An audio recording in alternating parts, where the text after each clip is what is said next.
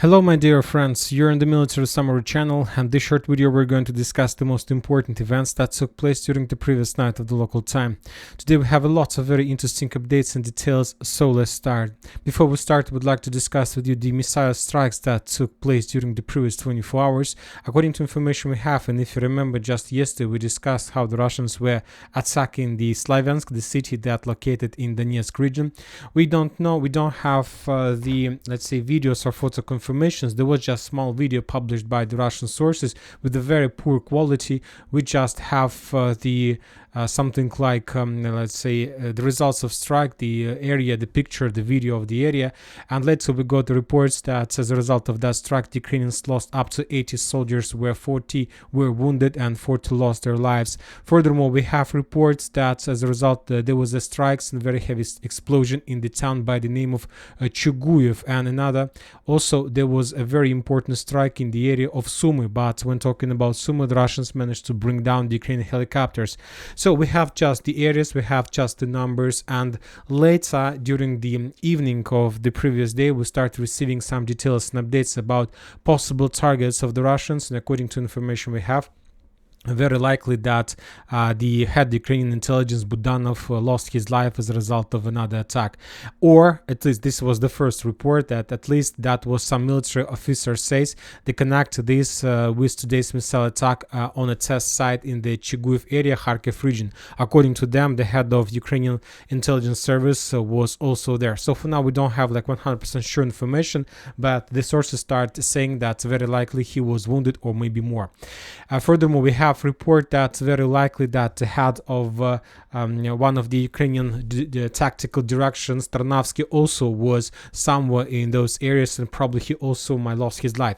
But if you remember something like this, we have already seen in the 2023, right before the Ukrainians launched their greatest offensive operation, we had rumors and reports that as a result of Russian Iskander or Kinzhal strikes, the former commander-in-chief Zaluzhny died, and we had report also about Budanov. So maybe this is the same pattern. We know that very soon the Russians are going to very likely to start the greatest Russian offensive summer operation. So very likely it's a kind of special operation from the Ukrainian side, just to remove the main, let's say, actors from the media view, and probably this is just a fake news, but some kind of special operation.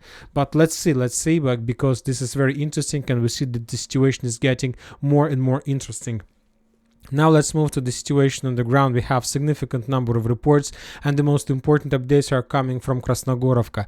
During the previous night, first we got some geolocations, some video confirmations, some photo confirmations from different mappers that the Russians, as a result of offensive operation, managed to improve their positions inside of the town by the name of Krasnogorovka, and basically to establish control over this territory. Of course, significant progress. Obviously, the entire Ukrainian defense belt in the Krasnogorovka was collapsed by the Russians. The Russians now have the very strong positions in the south and the southeastern positions, and later we got video itself. On this video, for example, we can see how the Russians were how the Ukrainians were bombing this building. This is the railways. If we zoom in better, this is the railways, and this is the building that was under very heavy fire of Ukrainian armed forces. And according to the Ukrainians, this building was captured by the Russians, and the Ukrainians were attacking this territory with HIMARS missiles, with different types of weapons. So based on that video, we can make a conclusion that the Russians answered and they captured this part of Krasnogorovka. So obviously significant results from the armed force of Russian Federation. Furthermore, the Russians, and if you remember, just to remind you, just yesterday we were talking about significant number of, let's say, artillery and missile strikes that took place in that part, and we weren't like surprised. We were expecting this development of the situation, and if you ask my opinion, very likely that the Russians have already established control over everything that located to, let's say, to the bottom below this red line. Everything was already captured by the Russians, but geolocations for now show us just this progress. Anyway, the Russians are moving further. The Russian sources also published the video of how the Russian helicopters were reducing to ruins the central part of Krasnogorovka with significant number of different types of weapons, of missiles, of bullets and projectiles and so on. So we say that the Russians continue clearing operation in the central part of Krasnogorovka. So very likely during the next few hours, few days, the Russians will publish additional updates about further Russian progress, and very likely Krasnogorovka will fall very soon. We see that Ukrainians are not able to show any resistance to the Russians. Very likely they will fall back without even expecting for any offensive from the Russian side from Nivoyska. But the same things we were talking about Novomikhailivka, but yet we haven't received any geolocations or any video confirming that the Russians managed to establish complete control. But the only thing we have is that the Russians continue improving their positions on the northern flank and getting closer and closer to the Ukrainian positions between Pobeda, Novomikhailivka and Paraskovyevka. So this is the situation. And now we are moving further to Avdiivka area. First updates were received from Pervomaiska. Two important things. The Ukrainian sources published the video of Ukraine counterattack. The sources are saying that this is the old video, the video before the Russians, the Minister of Defense of Russian Federation announced about complete control over the village, because at least the first part of the video, this one, was made, let's say, a few days ago, not like yesterday or the day before yesterday. So that's why we can make a conclusion that maybe the video is old. So this part of his video is not from Pervomaiska, but from Krasnogorovka, and these events took place probably 4 or 5 days ago, when the Russians just and captured the south and the southeastern part. So anyway, the Ukrainians probably counterattacked a few days ago, but those counterattacks were repelled and the Ukrainians were forced to fall back. Important thing is that according to some Russian sources, the Russians managed to enter Nitailova itself. So currently it's very difficult to understand where exactly the Russians managed to enter, but probably we can make some projections that very likely the Russians enter the southeastern part of the village. And if the Russians are able to dig in deeper, obviously we can start counting days before entire Nitailova is going to fall. Now we're moving to the northern part, and we continue receiving significant number of details from area between Ocheretin, Novobakhmutovka and Berdichi. We can say that Berdichi is about to fall, maybe has already fallen.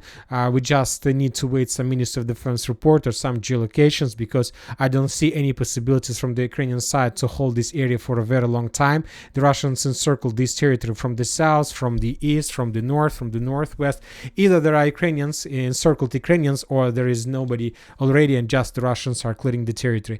But the most important things and updates are coming from Ocheretina area, from this small residential area between the railways. If you remember yesterday, we were talking about the Russian positions in this area. We were making, let's say, some doubts how the Russians managed to take control over this territory. Maybe the Russians were moving, let's say, along the tree lines. That was the first option we were just talking about. And the second option, maybe the Russians were moving in this direction through this residential part. And today, as we discussed, it was very important yesterday, but today it doesn't matter at all, because most of the Western mappers, most of the pro-Ukrainian mappers, neutral mappers updated their maps, including Deep State. And now, according to all these updates, we can make a conclusion that the Russians managed to establish control not just over the tree lines in front of Novobakhmutovka, but also the Russians established control over this residential area. And this is the total disaster and total collapse for the Ukrainians. Now we can say that the battle for Novobakhmutovka has officially started. As you can see, the Russians have already launched multiple launch rocket strikes, let's say, behind Novobakhmutovka, trying to reduce the Ukrainian reinforcements and reserves, and very likely the Russians will capture Novobakhmutovka without any resistance from the Ukrainian side. And this is going to be complete disaster for the Ukrainians, and we see that disaster is growing and growing and growing, and we see that Ukrainians can't do anything with this disaster. Furthermore, we continue receiving significant number of updates from Chasiv Yar, but let's wait a little bit till the evening update, because according to information we have today, probably we're going to show and we're going to see the first confirmations, first geolocation confirmations that show us that there is a cauldron and that the Russians have already established control over the Seversky Donetsk-Donbass canal, and that there are still Ukrainians in this part, but canal is already under the Russians. So let's wait. Probably today we're going to receive this piece of information. And as we can see, the situation situation is getting worse and worse. We see the beginning of Ukrainian special operation when they try to hide their commanders from the Russian eyes, from the Russian Iskander and from the Russian Kinzhal strikes. The Russians, we see intensifying their activity. The Russians are about to collapse the Ukrainians in South Donetsk, Donetsk, Avdiivka directions, Chasiv Yar direction. Probably the Russians are going to start activization very soon on Belgorod direction. So the next months, next few weeks are going to be very interesting.